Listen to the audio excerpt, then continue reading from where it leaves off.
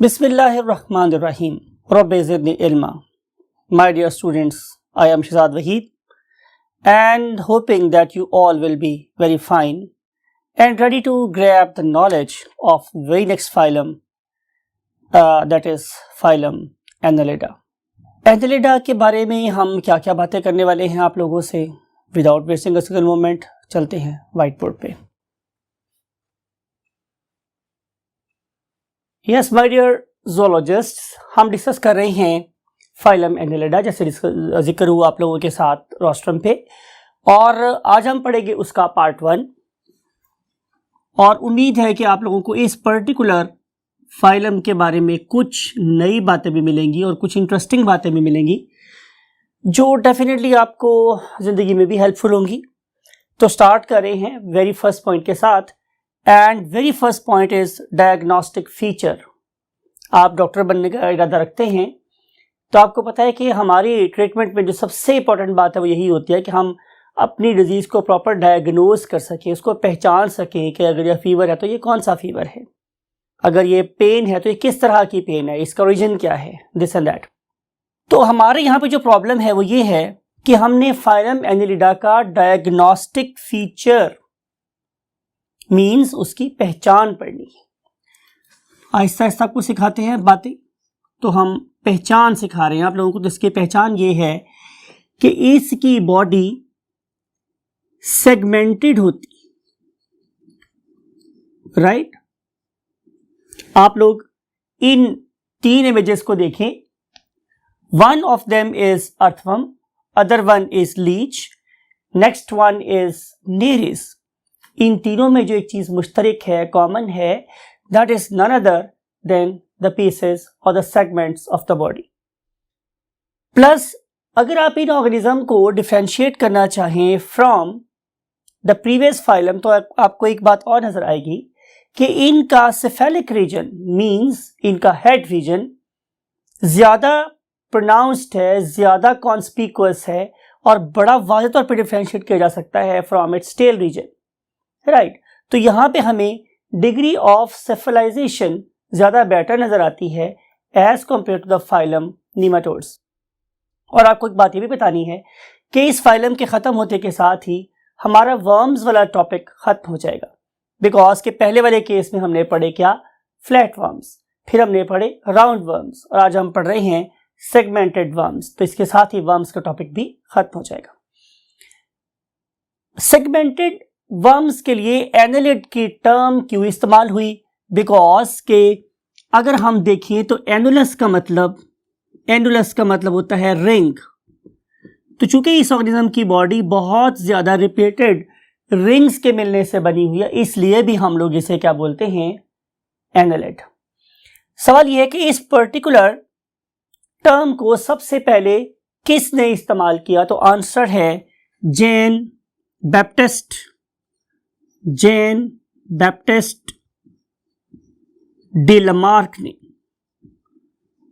ये वही लमार्क है, very famous scientist for its you can से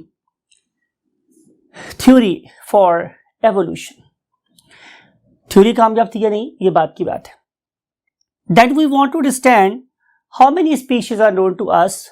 तो इट इज अप्रोक्सीमेटली 17,000. आप आज के लेटेस्ट दौर में आप 1000 को के भी लिखते हो तो आप 17K, ये ज़्यादा बेहतर ये है कि आप लोग लिखेंगे क्या कि इट इज़ अबाउट 17,000 स्पीशीज जो हमें अब तक पता चल गई, राइट. अब अपनी बातें करनी है उसी पर्टिकुलर एवोल्यूशन के रास्ते की. बहुत दफ़ा शेर बोला आपसे कि इन्हीं पत्थरों पे चल के जो आ सको तो आओ, मेरे घर के रास्ते में कोई कहकशा नहीं है. लेकिन मैंने आपको बताया था कि इस पर्टिकुलर एवोल्यूशन के सफ़र में बहुत सी कहकशाएं आई और हम उन पर्टिकुलर कहकशाओं को यहाँ डिस्कस करने वाले हैं. फॉर एग्जांपल हमने यहाँ पे वर्ड लिखा हुआ है सेलुलरिटी. तो इस सेलुलरिटी का मतलब मेरे पास क्या है कि ये वाला ऑर्गेनिज्म यूनिसेलुलर या मल्टी सेलुलर. तो आंसर है मेरे पास स्टूडेंट्स कि ये वाला ऑर्गेनिज्म ट्रूली मल्टी सेलुलर है. तो I must write one thing over here कि truly multi cellular. Whenever we say truly multicellular, इसका मतलब ये है कि ये सेल्स की सिर्फ कॉलोनियल असेंबली नहीं है, ये सेल्स आपस में मिलके प्रॉपर दूसरे का कम्युनिकेट कर रहे हैं, मिलके रह रहे हैं। एंड जब हम उससे आगे चले तो हमें पता चला कि जब ये वाले सेल्स आपस में मिलकर रहना शुरू हुए तो दो चांस थे, या ये सेल्स आपस में टिश्यू के फॉर्म में रहेंगे या टिश्यू की फॉर्म में नहीं रहेंगे। तो जब वो टिश्यू की फॉर्म में नहीं रह रहे थे, हमने क्या नाम देते हैं इसको, पैराजोआ का। लेकिन ये वाले टिश्यू की फॉर्म में रहते हैं ऑर्गेनिज्म, तो फिर हम लोग इसे क्या बोलते हैं, eumetazoans. So evolutionary point of view से these are eumetazoans, means they have got the tissues, so I am going to write tissue and is equal to good, यानी कि टिश्यूज इनके अंदर प्रेजेंट होते हैं। फिर आपको पता है कि जब टिश्यू लेवल बनना स्टार्ट हुआ तो फिर हमारे पास दो चांस हो सकते थे कि ऑर्गेनिज्म या तो रेडियल सिमेट्री का मालिक हो या फिर बायलैटरल सिमेट्री का। तो आप लोगों को याद होगा कि जो ही हम लोग फाइलम प्लेटी पे मूव कर गए थे तो उनसे ऑनवर्ड सारे के सारे ऑर्गेनिज्म एक ही सिमेट्री को फॉलो कर रहे हैं, इवन अप टू अस, और उसका नाम मेरे पास क्या था, Yes, perfect. Bilateral symmetry. Bilateral symmetry. और हम इन ऑर्गेनिज्म को सिर्फ एक ही प्लेन से दो बराबर पार्ट्स में डिवाइड कर सकते हैं। फिर हम आगे चले तो हमें पता चला कि दो पॉसिबल लेयर हो सकती थी। One of them was diploblastic, other one were triploblastic. तो आपको याद होगा कि प्लेटी के अंदर ही हमारे पास तीन किस्म के सेल्स बनना शुरू हो गए थे, तो लिहाजा उससे ऑनवर्ड जितने भी ऑर्गेनिज्म हैं they are none other than triploblastic organism. तो ये भी उससे आगे पाए जाते हैं, लिहाजा ये भी क्या कहलाएंगे, triploblastic, triploblastic organisms. Triplo means again वही बात है थ्री, एंड ब्लास्टिक का मतलब है सेल्स ऑफ ब्लास्टुला। सो ये ट्रिपल लेयर्ड ऑर्गेनिजम्स है, और आपको लेयर्स के नाम भी आते हैं, कोई मुश्किल बात नहीं है। One of them is called as ectoderm, other one is called as endoderm, और इन दोनों के दरमियान में एक नई किस्म की सेल बन गए थे जिनका नाम हमने रखा था मीजोडर्म, और बहुत से लोग इसे मेजो या मेसोडर्म भी बोलते हैं। Any how we love to say mesoderm. So three layers हो जाएंगी। अगली बात यह है कि फिर जब आगे चले हमें पता चला कि बेसिकली इन ऑर्गेनिज्म के अंदर फिर एक बॉडी कैविटी या तो नहीं हो सकती या हो सकती है। तो जो ऑर्गेनिज्म में बॉडी कैविटी नहीं थी वो थे प्लेटी के मेंबर्स, और उन्हें नाम दिया था एसिलोमेट्स का। फिर उसके बाद हमारे पास ऐसे ऑर्गेनिज्म आए कि जिनके अंदर एक ट्रू बॉडी कैविटी नहीं थी। आपको याद होगा कि हमने ये वाली बात निमेटोड्स के बारे में कही थी। लेकिन अगर हम इनकी बात कर रहे हैं तो इन ऑर्गेनिजम्स के अंदर एक ट्रू बॉडी सिलोम प्रेजेंट है, तो इन्हें हम लोग क्या बोलते हैं, true coelomates. I am going to write the word true coelomates. अब ट्रू सिलोमेट्स का मतलब मेरे पास क्या है कि इनकी बॉडी के अंदर एक परफेक्ट सही वाली बॉडी कैविटी प्रेजेंट है, जिसमें इंटेस्टाइन भी लाइंड है विद द मेसोडर्म, और जो एब्डोमिनल वॉल है वो भी कैसी है, मेसोडर्म से अलाइंड है। अब हम इसको अंडरस्टैंड करने के लिए इस क्रॉस सेक्शन पे फोकस कर रहे हैं। Look at this cross section, beautiful cross section. इसमें आपको क्या नजर आ रहा है कि सबसे बाहर जा रहा है इसकी स्किन है, और सबसे अंदर जो सर्कल है it is none other than the endodermal lining, that is the digestive track. अब अगर आप इस पर्टिकुलर एक्टोडर्म के नीचे देखें तो यहां पे भी आप लोगों को मेसोडर्मल सेल्स नजर आ रहे हैं, और आपको इंटेस्टाइन के बाहर भी मेसोडर्मल सेल्स नजर आ रहे हैं। तो जब मेसोडर्मल सेल्स दोनों जगह प्रेजेंट होंगे तो मैं इसे क्या नाम दूंगा कि ये एक ट्रू बॉडी कैविटी है। राइट, बात समझ आई। तो इस पर्टिकुलर कैविटी को जिसके अंदर हमारी इंटेस्टाइन के ऊपर भी मसल प्रेजेंट हो और हमारी बॉडी वॉल के अंदर भी मसल प्रेजेंट हो, तो हम उसे क्या बोलेंगे, it is a true coelom. अब आपको ये वाली बात भी याद होगा कि जब हम सिलोम की बात करेंगे तो हमारे पास दो किस्म की सिलोम्स पॉसिबल हैं। राइट, उनमें से एक का नाम क्या था, मैंने आपको तब भी याद करवाया था कि हम अपनी किसी शाजिया आंटी का शाजिया बाजी के नाम याद रखते हैं। तो यहाँ पे भी आप लोग जो सिलोम याद रखेंगे वो क्या है, शाइजोसिलस। राइट, तो आपने शाजिया साहिबा को याद रखना है, तो आप इंशाल्लाह इस शाइजोसिलस को नहीं भूलेंगे। और इसके नाम स्पेल क्या है, SCHIZO, शाइजो। राइट, एंड देन सिलस, इसकी शाइजोसिलस सिलोम। अब शाइजोसिलस सिलोम कैसे बनती है, आइए इसको भी हम लोग इस एनिमेशन से समझते हैं। Look at this cross section. मैं अब यहाँ पे भी क्रॉस सेक्शन ड्रॉ कर रहा हूँ। इसमें आप देख रहे हैं कि सबसे बाहर वाले सेल कौन से, एक्टोडर्म, और सबसे अंदर वाले सेल कौन से हैं, एंडोडर्म। राइट, अब इनके दरमियान में एक थर्ड तरह के सेल प्रोड्यूस हो रहे हैं और ये नाम कर देते हैं mesodermal cells. Look, in the beginning there is no cavity at all, कोई कैविटी नहीं है, कोई स्पेस नहीं है। लेकिन फिर यहाँ पे एक यूनिक प्रोसेस स्टार्ट होता है और उस प्रोसेस का नाम क्या था आपको याद है? मैंने बोला था last time, this is called as delamination. कि डीलैमिनेशन का मतलब है कि अब ये वाले सेल्स दरमियान में एक दूसरे से जुदा होना शुरू हो गए और जब ये सेल्स दे मूव अपार्ट तो उनमें से जो बाहर वाले सेल्स हैं they are going to make the lining of the abdomen, lining of the what? Coelom. और जो अंदर वाले सेल्स हैं they are going to make the external lining of the gut और गैस्ट्रोइंटेस्टाइनल ट्रैक्ट।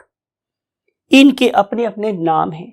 जो मेरे पास बाहर वाली लेयर बनती है उसे हम नाम देते हैं parietal mesoderm. Look at the blinking of this particular thing कि ये वाले सेल जो एब्डोमेन के नीचे प्रेजेंट हैं they are basically making parietal mesoderm. लेकिन अगर आप उन पर्टिकुलर सेल्स को देखें जो अब ब्लिंक हो रहे हैं तो आपको नजर आता है कि ये वाले सेल्स गट के अराउंड प्रेजेंट है, GIT के अराउंड प्रेजेंट हैं, तो इन्हें हम लोग नाम देते हैं विसरल मेसोडर्म। आपको पता है कि जब भी मैं वर्ड यूज करता हूं विसरल, इसका मतलब है कि हम सॉफ्ट बॉडी पार्ट की बात कर रहे हैं। सो अब कि जब पैराइटल मेसोडर्म और विसरल मेसोडर्म सेपरेट हो गई है, उनके दरमियान में कैविटी प्रोड्यूस हो गई है और दोनों किस्म की मेसोडर्म दो जगह प्रेजेंट है, तो हम इसे क्या बोलेंगे? इट इज अ स्किज़ोसेलस और शाइज़ोसेलस मेसोडर्म। आई होप कि आपको इस किस्म की सिलोम के डेवलप होने का प्रोसेस पता चल गया होगा कि इसका ओरिजिन क्या है और आखिर ट्रू सिलोम को हम ट्रू सिलोम कब कहेंगे, right? So let's move to the next process, next topic, and that is pertaining to the segmentation of the organism. Yes my dear students, हम डिस्कस करने वाले हैं कि इसको सेगमेंटेशन को। तो आप कहेंगे सर कि हम सेगमेंटेशन किस चीज की स्टडी करें, हमारे पास ऑर्गेनिज्म तो है नहीं। तो लुक एट दिस सॉइल। इस सॉइल में आपको बहुत सारे ऑर्गेनिज्म नजर आ रही हैं। Few of them are definitely very known to you और उन्हें हम नाम कर देते हैं अर्थवर्म का। और इसके अलावा आप लोगों को यहाँ पे एक और मेन ऑर्गेनिज्म नजर आ रहा है जिसका नाम क्या है? हमारे पास नेरीज। आइए हम इन ऑर्गेनिज्म को सारा डिटेल से देखते हैं। लुक एट दिस, ये हमने एक ऑर्गेनिज्म लिया है दैट इज बेसिकली अर्थवर्म और आप देख सकते हैं कि इसका जो ऊपर वाला एंड है it is very much thick as compare to the lower end. इसका मतलब ये है कि इसका ऊपर वाला एंड कैसा है? Cephalic end, because it has got two very important things. One of them is called as what? The head itself, and then two more important things. Number one is the eyes and other one are the tentacles. और फिर oral and पे जाहिर है इसके anal point present है। तो ये वाला जो ऑर्गेनिज्म है इसमें आपको नजर आ रही हैं क्या? बिल्कुल तरतीब से अरेंज हुए सेगमेंट्स, राइट? तो ऐसा करते हैं कि हम इनकी बातों को लिखते हैं, फर्दर इसके बारे में डिटेल हम बाद में डिस्कस करेंगे। सो हम लिख सकते हैं स्टूडेंट इसके बारे में तीन बातें सॉरी। नंबर वन कि इसके पास हमें एक सिफेलिक रीजन नजर आता है, ठीक है स्टूडेंट्स। इसके अलावा हमें नजर आती है इसमें एक ट्रंक और लास्ट पे भी नजर आता है इसका एनल रीजन, राइट? ये जो मेरे पास सेफेलिक रीजन है ये दो चीजों पे कंसिस्ट करता है। नंबर वन स्टूडेंट्स बात को गौर से सुनिएगा। Number one is called as prostomium. Prostomium, और जब मैं वर्ड यूज करता हूं प्रो, इसका मतलब है पहले, और स्टोमियम का मतलब मेरे पास क्या है? माउथ। आपने डिस्कस किया हम लोगों ने पहले ड्यूट्रोस्टोम और प्रोटेरोस्टोम में। तो प्रोस्टोमियम का मतलब ये है कि ये माउथ से पहले एक वेज लाइक का होता है किसी एक ऐसे डिवाइस की तरह से जो पुराने जमाने में लकड़ियों को चीरने के काम आता था, समथिंग लाइक इट, ठीक है? और इसके जरिए से हम किसी भी लकड़ी को इसके अंदर से ऐसे चीर लेते थे, फाड़ लेते थे, right? That is a wedge. और मैं इस पर्टिकुलर वेज की तरह से एक पार्ट की बात कर रहा हूं that is lying in front of the mouth, और in front of the mouth जो पार्ट है उसे नाम कह देते हैं हम लोग प्रोस्टोमियम। अब इसका फायदा क्या है कि जाहिर है ये एक बरोइंग एनिमल है।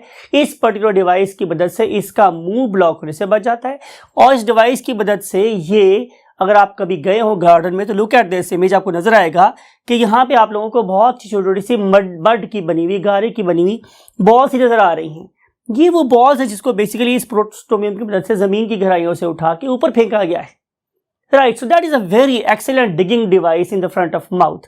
तो इसे हम नाम कर देते हैं प्रोस्टोमियम। फिर इसके अलावा नजर आता है यहाँ पे दूसरा पार्ट क्या, सेगमेंट नंबर 1।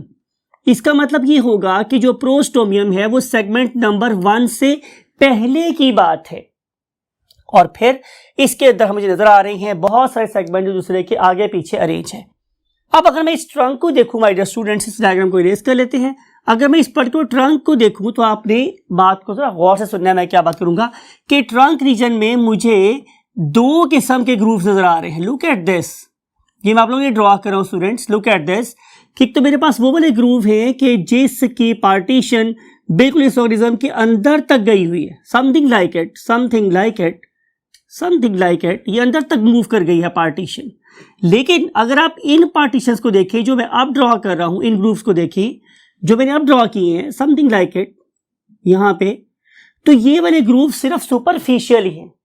सुपरफिशियल का मतलब है कि ये सिर्फ ऊपर ऊपर नजर आती है लाइंस हम लोगों को, ये लाइंस इसके अंदर प्रेजेंट नहीं है। राइट, तो इस लिहाज से इसकी जो सेगमेंटेशन है वो 2 तरह की है। एक को हम बोलते हैं ट्रू सेगमेंटेशन, एक को बोलते हैं फॉल्स सेगमेंटेशन। एक वो वाला रिंग जो सिर्फ सुपरफिशियल है, स्किन के ऊपर नजर आ रहा है, उसकी पार्टीशन तक नहीं गई हुई है, हम उसे बोलते हैं फॉल्स सेगमेंटेशन। लेकिन एक ऐसा पार्ट, एक ऐसा मेटामर कि जिसकी पार्टीशन बिल्कुल बॉडी के अंदर तक है और उसके अंदर ऑर्गन्स अपने आप को रिपीट कर रहे हैं, that is a true segment. अगर मैं इस पर्टिकुलर ऑर्गेनिज्म के अंदर झांक के देखूं तो मुझे नजर आता है कि ये मेटाबॉलिज्म एब्सोल्यूट नहीं है, ये पूरी बॉडी के अंदर नहीं है। राइट, हाँ, बहुत चीजें ऐसी हैं जो कि रिपीट हो रही हैं, समथिंग लाइक रिप्रोडक्टिव ऑर्गन्स। इस पर्टिकुलर सेगमेंट का अपना रिप्रोडक्टिव ऑर्गन है, इसका अपना रिप्रोडक्टिव ऑर्गन है, इसका अपना रिप्रोडक्टिव ऑर्गन। अगर मैं बात करूं इसकी एक्सक्रीशन की तो इसका अपना एक्सक्रीटरी ऑर्गन है, इसका अपना एक्सक्रीटरी ऑर्गन है, इसका अपना पेयर ऑफ नेफ्रीडिया है। राइट, हर चीज अपनी अपनी है, लेकिन बहुत सी चीजें ऐसी भी हैं कि जो पूरे ऑर्गेनिज्म के अंदर अल्लाह ने सिर्फ एक रखी है, उस वाली चीज को डेफिनेटली आप मेटामेरिकली अरेंज नहीं कह सकते। For example, look at the brain, look at the nerve cord, look at what the circulatory system। इस वाले केस में आप लोगों को पूरी बॉडी में एक ही ब्लड वेसल नजर आ रही जो रिसोर्सेज को डिस्ट्रीब्यूट करे, कलेक्ट कर रही। Same is a case with intestine, पूरी इंटेस्टाइन एक ही है जो पूरी बॉडी के अंदर से गुजरी हुई है। हर एक सेगमेंट का अपना माउथ और हर एक सेगमेंट का अपना इनस नहीं है। राइट, तो इस किस्म की सेगमेंटेशन को हम क्या बोलते हैं, मेटामेरिकली अरेंज सेगमेंट। अगर मैं इस ऑर्गेनिज्म के आखिरी सेगमेंट के पीछे मूव करूं, राइट, तो वो वाला सेगमेंट जिसे हम लोग पोस्ट सेगमेंटल एरिया बोलते हैं, that is called as pygidium. That was the last one, something like, इसे मैं यू ड्रॉ करता हूं डिफरेंशिएट करने के लिए। This last segment of the organism is called as पिजिडियम।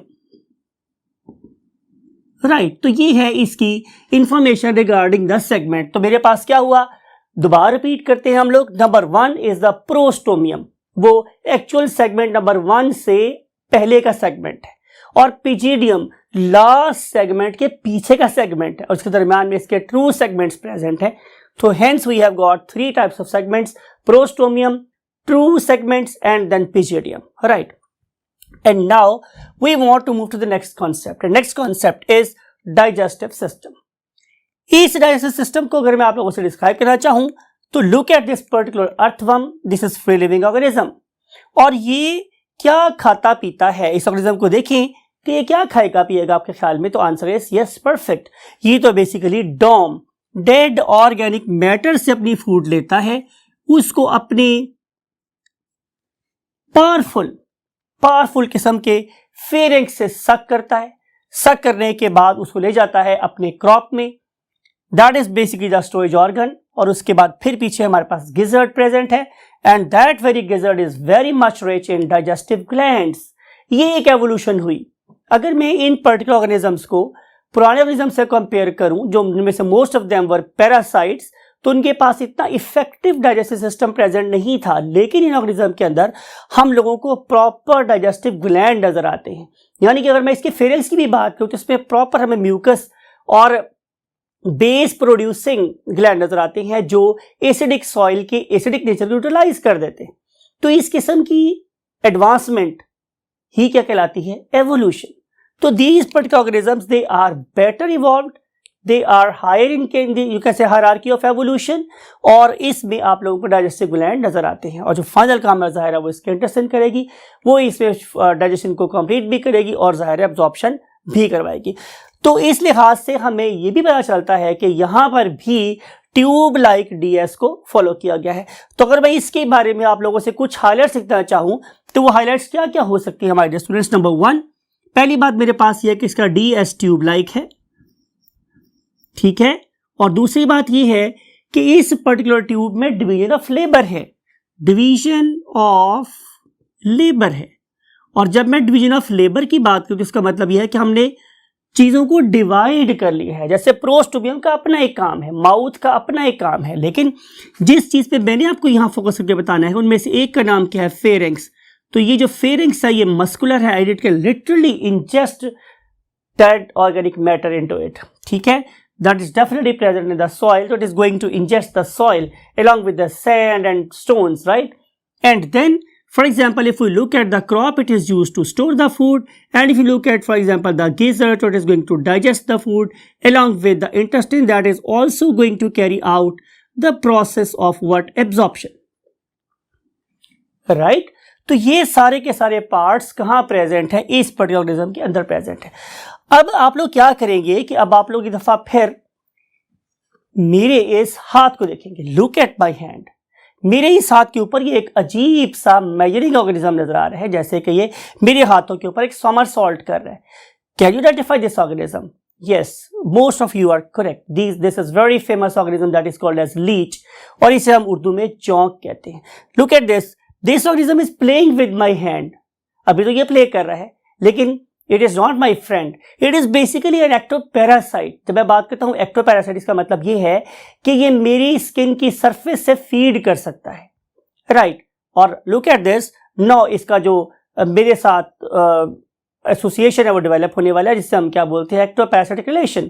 और अगर मैं इस टाइम पे इस पर्टिकुलर लीच के माउथ को दिखाऊं तो लुक एट दिस इमेज, तो आपको नजर आ रहा है कि इसके अंदर बड़े स्ट्रॉन्ग 3 काइटनस जॉज हैं, और ये वाले 3 काइटनस जॉज के दरमियान में क्या लगा हुआ है my dear students? Yes, perfect, एक एनेस्थेटिक ग्लैंड है that is going to give anaesthesia to my finger. और लिटरली मुझे हल्का सा सिर्फ एहसास हो रहा है कि ये इसकी कोई चीज मेरी फिंगर के ऊपर चिपकी हुई है, otherwise there is no pain at all.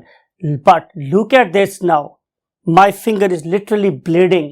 मेरा खून रुक भी नहीं रहा है, लुक एट दिस, मेरा खून रुक भी नहीं रहा है। रुक क्यों नहीं रहा है my dear students?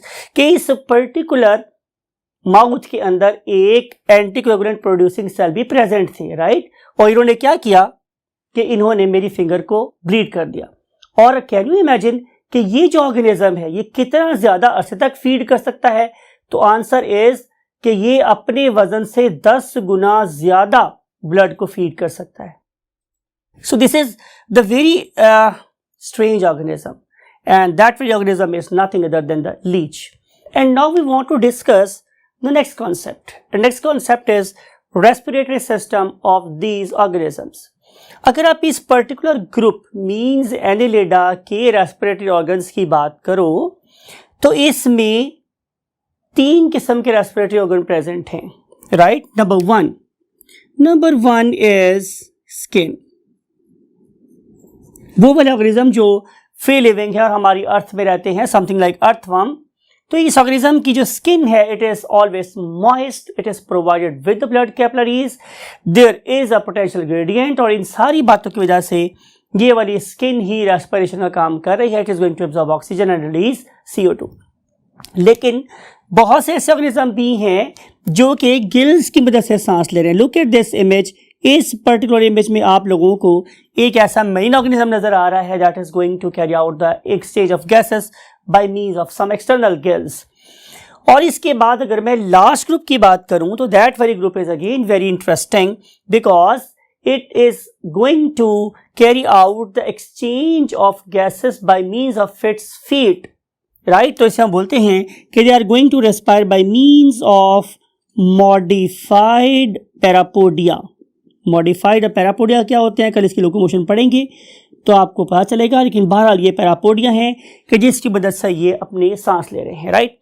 Now we want to discuss circulatory system. Remember these are the first organism on the face of earth कि जिन्होंने first time close circulatory system को ऑप्ट किया था। तो इस लिहाज से अगर मैं वही बात है कि आप लोगों से पुराने रेफरेंस से बात करूं तो बहुत सी ऐसी एवोल्यूशनरी स्टेजेस थी जो हमारे ज़ाहिर है पहले से एग्जिस्टिंग ऑर्गेनिज्म ने कवर की और वो फीचर्स फिर आगे कंटिन्यू हुआ और हम तक पहुंचा।